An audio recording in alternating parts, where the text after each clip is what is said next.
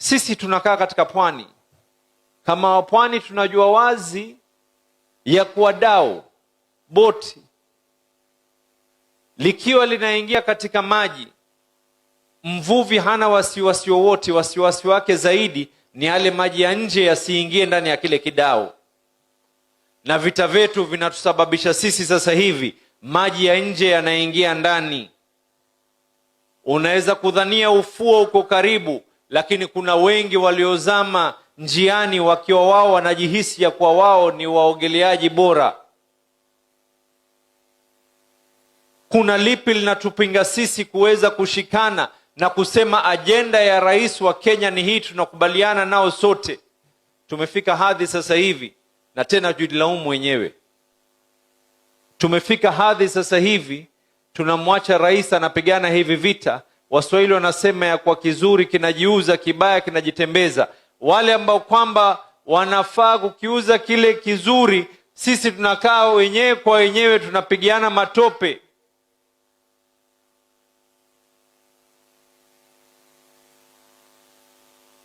Kuna tofauti kwa yule ambaye kwamba mwenye kuuza manukato, hata yule ambaye kwamba mwenye kumzingira atakuwa ananukia manukato.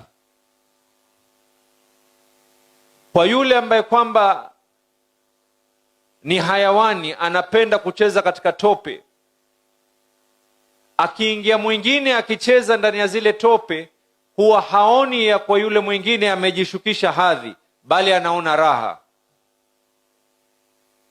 Wasia wangu mimi, kwa sababu namjua William Samoei Ruto, nilipingana naye kisiasa, preferred candidate wangu alikuwa ni mwingine. Vile vita ambavyo kwamba alivyovipitia mpaka kuweza kuapishwa kuwa rais wa Kenya, hivi vita vya sasa ni vichache mno.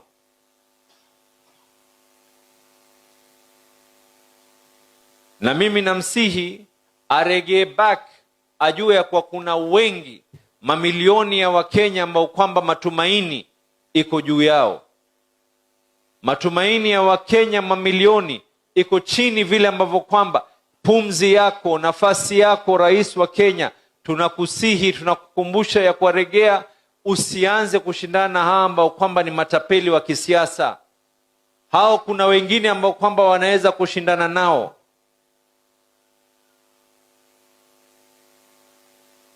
Hii level ya kuwa huyu amesema hivi, huyu amesema hivi, kuna wengi ambao kwamba wanaweza kujibizana na wale ambao kwamba.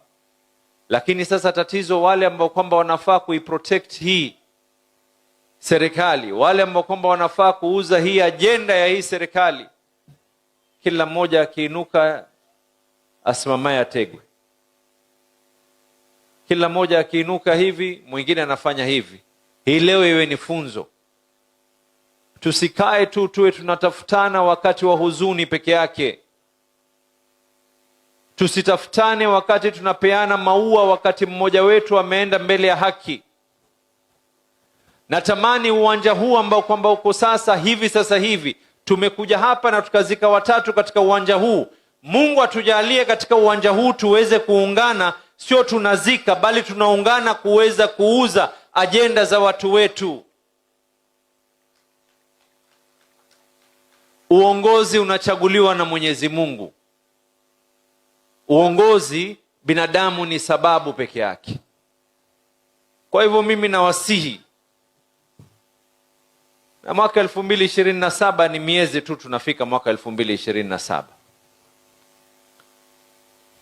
Sio wengi ambao kwamba watafika katika mwaka 2027. Tutakuja kukumbushana ya kwa kulikuwa kuna wakati kuna fulani akiweza kujipiga kifua, leo yuko wapi? Wasia wangu ni tuweze kushikana, na wasia wangu tuweze kumsaidia rais. We have reached a point where we are allowing now the president to be able to sell the goodness of this country, where his lieutenants are busy fighting each other. And in the process of that, the devil has a way to be able to get in. Na hii Easter hii, kwa Wakristo wanaamini ya kwa leo ndio ile siku Yesu alifufuka, sio?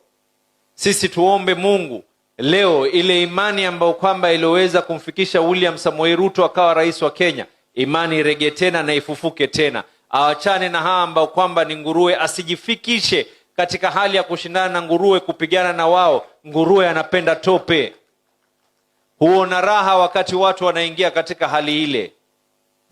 Don't ever allow ourselves to reach to those levels.